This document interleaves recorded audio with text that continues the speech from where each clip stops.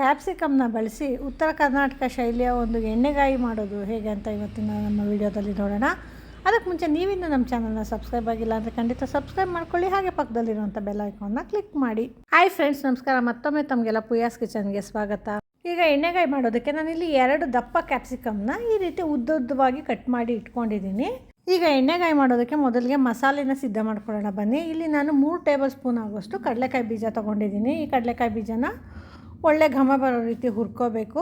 ಹುರ್ಕೊಳ್ಳೋವಾಗ medium flames ಅಥವಾ ಸಣ್ಣ ಉರಿನಲ್ಲಿ ಹುರ್ಕೋಬೇಕು. ಈಗ ನೋಡಿ, ಇದು ಕಡಲೆಕಾಯಿ ಬೀಜ ಮುಕ್ಕಾಲು ಭಾಗದಷ್ಟು ಹುರಿದಿದ್ದಾಗಿದೆ. ಈಗ ಇದಕ್ಕೆ 2 ಟೀ ಸ್ಪೂನಷ್ಟು ಹುಚ್ಚೆಳ್ಳು ಹಾಗೆ 2 ಟೀ ಸ್ಪೂನಷ್ಟು ಬಿಳಿ ಎಳ್ಳು ಹಾಕ್ಕೊಂಡಿದ್ದೀನಿ.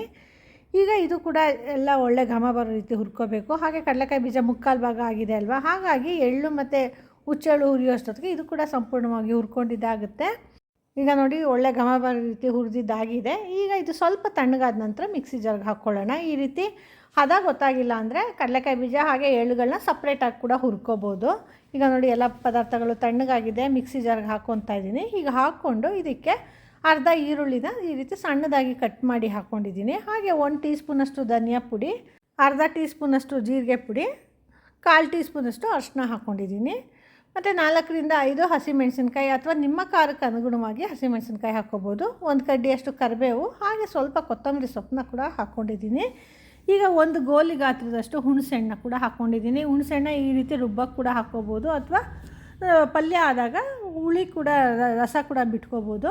ಈಗ ನೋಡಿ, ಇದನ್ನು ತರ್ತರಿಯಾಗಿ ರುಬ್ಕೋಬೇಕು. ತುಂಬ ನುಣ್ಣಗೆ ರುಬ್ಕೋಬಾರ್ದು, ಇದ್ರ ಟೇಸ್ಟ್ ಬರೋದಿಲ್ಲ. ತುಂಬ ನುಣ್ಣಗೆ ರುಬ್ಬಿಟ್ರೆ ಈ ರೀತಿ ತರ್ತರಿಯಾಗಿ ರುಬ್ಬಿದ್ರೆ ಅದು ತುಂಬ ಚೆನ್ನಾಗಿರುತ್ತೆ. ಈಗ ಒಗ್ಗರಣೆಗೆ ಸಿದ್ಧ ಮಾಡ್ಕೊಳ್ಳೋಣ ಬನ್ನಿ. ಇಲ್ಲಿ ನಾನೊಂದು 3 ಟೇಬಲ್ ಸ್ಪೂನಷ್ಟು ಎಣ್ಣೆ ತೊಗೊಂಡಿದ್ದೀನಿ. ಈ ಎಣ್ಣೆ ಕಾದ ನಂತರ ಇದಕ್ಕೆ 1 ಟೀ ಸ್ಪೂನಷ್ಟು ಸಾಸಿವೆ ಹಾಕ್ಕೊಂಡು 1 ಈರುಳ್ಳಿನ ಈ ರೀತಿ ಸಣ್ಣದಾಗಿ ಕಟ್ ಮಾಡಿ ಹಾಕ್ಕೊಂಡಿದ್ದೀನಿ. ಈರುಳ್ಳಿ ಇಷ್ಟಪಡೋರು ಬೇಕಾದರೆ ಈ ಕ್ಯಾಪ್ಸಿಕಮ್ನ ಉದ್ದವಾಗಿ ಕಟ್ ಮಾಡಿ ಹಾಕ್ಕೊಂಡಿದ್ದೀನಿ ನೋಡಿ, ಅದೇ ರೀತಿ ಈರುಳ್ಳಿನ ಕೂಡ ಉದ್ದುದ್ದವಾಗಿ ಕಟ್ ಮಾಡಿ ಹಾಕ್ಕೋಬೋದು. ಈ ಈರುಳ್ಳಿ ಸ್ವಲ್ಪ ಬಾಡಿದ ನಂತರ ಇದಕ್ಕೆ 1 ಟೊಮೆಟೊನ ಸಣ್ಣದಾಗಿ ಕಟ್ ಮಾಡಿ ಹಾಕ್ಕೊಂಡಿದ್ದೀನಿ. ಹಾಗೆ ರುಚಿಗೆ ತಕ್ಕಷ್ಟು ಉಪ್ಪು ಹಾಕ್ಕೊಂಡಿದ್ದೀನಿ. ಈ ರೀತಿ ಉಪ್ಪು ಹಾಕೊಳ್ಳೋದ್ರಿಂದ ಟೊಮೆಟೊ ಬೇಗ ಸಾಫ್ಟ್ ಆಗುತ್ತೆ, ಹಾಗೆ ಈರುಳ್ಳಿ ಕೂಡ ಚೆನ್ನಾಗಿ ಬೇಯುತ್ತೆ. ಅದಕ್ಕೋಸ್ಕರ ಈಗ ನೋಡಿ, ಟೊಮೆಟೊ ಚೆನ್ನಾಗಿ ಸಾಫ್ಟಾಗಿದೆ, ಹಾಗೆ ಈರುಳ್ಳಿ ಕೂಡ ಚೆನ್ನಾಗಿ ಬೆಂದಿದೆ. ಈಗ ಕಟ್ ಮಾಡಿ ಇಟ್ಕೊಂಡಿರೋಂಥ ಕ್ಯಾಪ್ಸಿಕಮ್ನ ಹಾಕ್ಕೊಳ್ತಾ ಇದ್ದೀನಿ.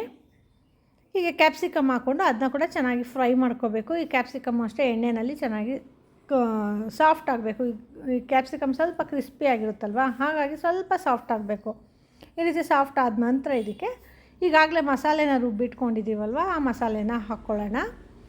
ಹೀಗೆ ಮಸಾಲೆ ಹಾಕ್ಕೊಂಡು ಮೊದಲಿಗೆ ಹಾಗೆ ಹುರ್ಕೋಬೇಕು.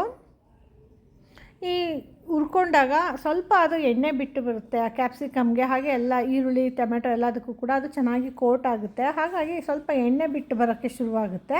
ನೋಡಿ, ಇಲ್ಲಿ ಎಣ್ಣೆ ಬಿಡೋಕ್ಕೆ ಶುರುವಾಗಿದೆ. ಈಗ ಅದೇ ಮಿಕ್ಸಿ ಜಾರ್ಗೆ ಸ್ವಲ್ಪ ನೀರು ಹಾಕ್ಕೊಂಡು ಸೇರಿಸ್ಕೊತಾ ಇದ್ದೀನಿ.